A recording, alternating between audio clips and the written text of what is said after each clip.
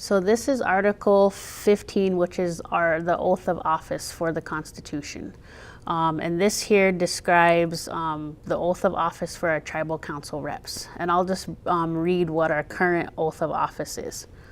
It says, I do solemnly swear that I will promote, preserve, and strengthen the general health and welfare of the Oglala Oyate, and I will support and defend this Constitution and the human rights of the Oglala Oyate, and the human rights of other peoples as recognized in institutional laws, treaties, which include both the 1851 and 1868 Fort Laramie treaties and declarations.